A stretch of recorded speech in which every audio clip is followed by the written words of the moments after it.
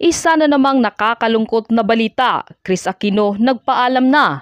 Narito ang buong detalye. Ngunit bago tayo magpatuloy, huwag kalimutang i-like, share, subscribe, and click the notification bell for more updates and for more upcoming videos. Maraming salamat! Kinumpirma ng mga doktor ng TV host actress na isang very rare ang kumalat na panibagong sakit kay Kris. Ngunit ginagawa rin nila ang lahat para mapagaling at muling mapalakas ang nanay ni Joshua at Bimbi. Malubhang-malubha na ang karamdaman ng Queen of all Media na si Kris Aquino, pero lalaban pa din daw siya para sa kanyang dalawang anak. Ayon sa kanyang celebrity makeup artist at isa sa mga malalapit na kaibigan ni Kris na si RB Chanko, patuloy ang pagdarasal nila at ng pamilya nila para sa mabilisang recovery ng award-winning TV host. Well, you've seen naman her Instagram, her videos na she's really going through a sickness that her doctor are saying na 1 in a million. It's really rare, pahayag ni RB. Grabing pag-iingat pa rin ang kanilang ginagawa para masigurong walang magiging komplikasyon ng kanyang karamdaman. Samantala, puring-puri naman ni RB ang mga anak ni Kris na nanatiling positibo sa kabila ng pinagdaraanan ng kanilang nanay. I'm very happy that Bim and Kuya Josh are very mature and Kris really raised them very well. Kasi of course talagang nag-aalala sila but nakikita nila na talagang their mom is fighting and they know and secured ang feelings nila. Gagawin lahat ng mom and nothing will happen to her. She will fight from her sickness. Dagdag pa niyang pahayag, she really fighting of course, pero nagulat kami sa mga bago pang test result and ang mga ito ay nasabi naman niya sa social media. Parang yung mga bago niyang sickness, ang mga doctors kasi niya are really looking after her and magagaling. Pero syempre, nakakalungkot of course, but she's fighting and she's trying her best. Kaya naman unti-unti nang nagpaalam si Kris sa kanyang pamilya, lalo na sa kanyang mga anak na si Josh at Bimbi. Dahil alam raw niya na hindi na siya magtatagal dito sa mundong ibabaw. Handa na rin umano siya sakaling oras na umano niya dahil secured na umano ang kinabukasan ng kanyang maiiwang dalawang anak. Seryoso po ang una nating paksa dahil lahat naman po tayo naapektuhan nang malaman natin ang tunay na kalagayan ngayon ni Kris Aquino sa Amerika. Ikaw aminin mo. Oo, naakala natin ay paganda ang kanyang kalagayan. Sa matagal niyang paglayo sa Pilipinas, yun pala, nakakalungkot, palala ng palala. Ikaw, Wendell, ano naramdaman mo nung malaman mo mula mismo kay Kris Aquino kung ano ang estado ng kanyang health ngayon? Parang ano ako, yung tawag ba doon, yung parang nasaktan din ako sa sinabi niyang ganun. Kasi 'di ba, ang buong akala namin, parang sabi niya gumaganda na yung kanyang immune na noon. Oo, noon, 'di ba? Tapos sabi niya nga okay na nga yung siya, kaya nga gusto niya nga pauwiin niya yung mga anak niya, total okay naman ako dito. Tapos bigla na lang boom, nagsalita na siya na ganun. Parang nagpapahiwat. At yan po ay talagang tumawid po sa damdamin ng bawat Pilipino. Nagmamahal o hindi gusto si Kris Aquino, nagkaisa po tayo sa iisang objective, ang kanyang paggaling, di ba? Yes. Ang siya ay gumaling. Sabi nga niya, napakakapal na po ng mukha ko, lagi na lang akong humingi sa inyo ng dasal.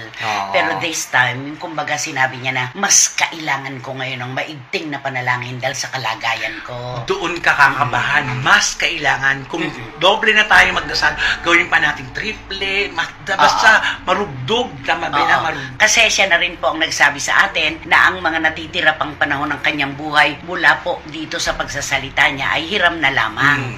At sinabi niya na nasa 5th degree na ang kanyang autoimmune, ang kanya pong dinaramdam. At talaga namang pong lahat tayo, kalahati ng puso natin ay nagpunta sa kanyang pakiusap. Diba?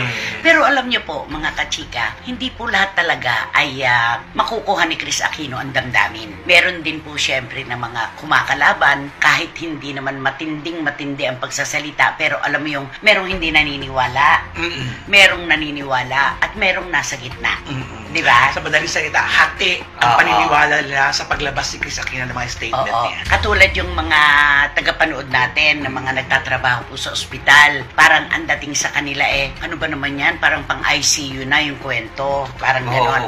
Mga doktor mismo po ay nagkukwentuhan at sinabing parang hindi naman gano'n. Pero yung mga nagmamahal po kay Kris Aquino, tunay po na naramdaman kung ano yung bigati na kasalukuyan niyang dinaramdam, di ba? Dito po ay nabuksan sa Amerika, talagang kalat na kalat po talaga ang kwento doon at maging dito sa Pilipinas na si Kris Aquino daw po ay ipinakukulam. hati din po ang ating paniniwala sa salitang kulam. Marami po sa atin ang naniniwala, meron din naman po na hindi. Di ba? Pero ako kasi, ang binibigyan ko ng bigat sa ganito, anumang bagay basta nakasulat sa banal na kasulatan, sa Biblia, totoo. Di ba kahit naman sa Bible, meron yung mga sorcery, yung mga nagpapagapang ng apoy, ng sakit, di ba? Yung ganon. So, meron po mga nagsasabi na, total din lang sa tagal na ni Chris Aquino ng pamamalagi sa Amerika, na puro mga sikat na Serrano ang nagbabantay sa kanyang kalusugan, bakit hindi siya humingi ng tulong sa alternative medicine at sa albularyo? Kasi nga, ang sabi, baka siya ay kinukulam. Ano ang pagtanggap mo sa kulam? Nako, ako, may experience din ako dyan, kaya ako naniniwala ako dyan. Mahirap ikwento to sa iba kasi pagtatawanan ka.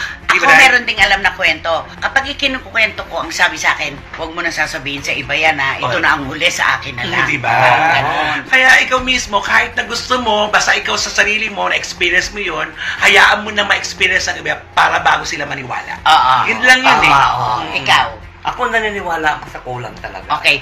So, tayong tatlo talaga, dahil po sa karanasan, kami po ay naniniwala. Meron kang kwento, meron ako. Meron ka din. Unahin mo yung kwento mo. Naku, eto na nga. Actually, yung kapatid ko mismo ang naka-experience niyan.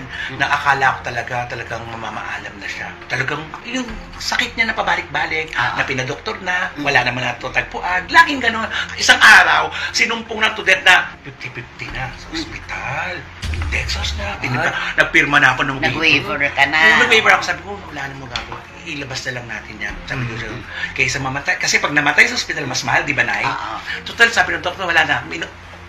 Sinukuan na. Oo. Sabi ng doktor, ano lang yan? Ilang oras na lang yan? Ilang minuto? Mawawala niya kapatid. Siyempre, biglang sabi, eto na, isipin na lang natin, sumusugal na rin lang tayo, isugal natin ng bonggang-bongga, ilabas na natin yan. Alam na, nung nagpas siya kami ng ilabas, nung pagtanggal ng mga tumayo ang kapatid ko. Hindi ba ganun daw po ang mga senyalis ng kinukulam? Kapag nagpapagamot ka, kinokontra kasi. Lalo. Dahil tumayo na, yung isipin, pirma na ako ng waiver tata. Tumayo! Sabi sa ako, may luwi na tayo. Hindi ko makakalimutan, uwi na tayo. Pag-uwi na. So, karanasan. Karanasan. At ikaw mismo, di ba? Oo, kaya ramdam ko, nakita ko yung pagbabago ng boses, yung pag tinatawas, may mga nakikita ka kung iba-iba. Mga nilalagay na mga kawayan na nilalagay yung kahit na iniipit dito. Dinikit lang din na parang sumisigaw. Ikaw, ano yun? Palagay ko wala ka namang... Hindi, yung father ko kasi nagkasakit noon. Di syempre, sa doktor. Syempre, yung iba naman yung mga matatanda doon sa amin, hindi naman naniniwala gano'n. Sabi, kasi lumalaki yun dyan. Sabi gano'n, naku, siguro kinulam yan. Dalhin nyo doon sa lugar na ito, sa Bago City, gano'n niya. Tapos, pinuntahan namin din yung matanda. Ang sabi na lang doon ng matanda, sabi niya, dalhin nyo rito yung kanyang damit na suot.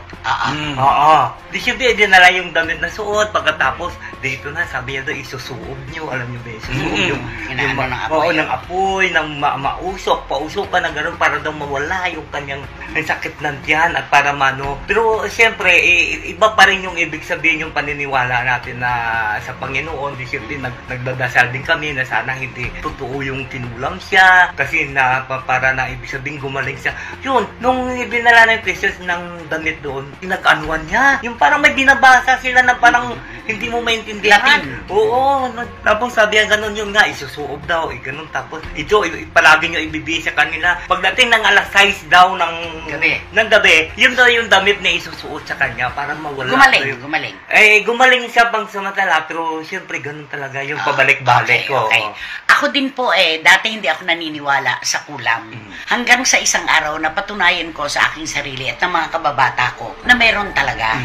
Kasi nakakita ako talaga ng isang kinulam, kinukulam. Merong isang manggagamot mula sa Pangasinan na dumayo doon sa lugar. Hindi sila magkakakilala. Inimporta lamang para gamutin yung labas-masok sa ospital na hindi malaman ng mga doktor kung ano ang sakit. Gumagastos sila pero walang paglakas na nangyayari doon sa pasyente. Ang sabi niya, dinig namin, tabi ng kalye lang kasi yung bahay.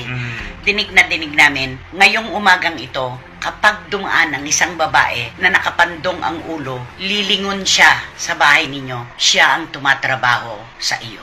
Ay, Alam mo, di kami lahat nag-aabangan kami, abang kami ng abang. Maya-maya, dumating nga yung babae. Tumawid na ganun doon sa kalye. Lumingin na ganun doon sa bahay kung saan ginagamot yung pasyente. Yun pala ang tumatrabaho. Alam mo, parang nagdahilan. Parang nagdahilan lang yung may sakit. Diba? Lumakas. Hindi na siya pinadoktor, tumaba na siya. At nawala na yung kung ano-ano niyan dinaramdam na labas-masok na sa ospital talaga. Pero walang nangyayari. Ito po ay mga karanasan na hindi namin malilimutan. Kayo po siguro wala pa kayong nararanasan o nakikitang ganito, kaya hindi pa rin kayo naniniwala. Pero meron po talaga, merong ganyan. Kaya ang sabi ng iba nating mga kababayan, hindi naman siguro makasasama kung sakaling bigyan ni Chris ng importansya ang mga albularyo at ang alternative medicine. My God. Tama. Kasi tingnan mo ha, ilang taon na siyang nagpapagamot. Puro magagaling na doktor ang tumitingin sa kanya. Pero bakit sa halip na sabihin niya na maayos na po ako dahil sa inyong mga dasal, maraming salamat, bakit palala ng palala, pataas ng pataas yung estado ng kanyang AI, di ba? Tapos sinasabi niya ngayon, pati yung kanyang lungs may tama na, may mga kalmot. Pagkatapos, yung kanyang heart daw po, yung mga muscles ay talagang, matitigas. Oo. Kaya ang daloy po ng dugo sa kanyang mga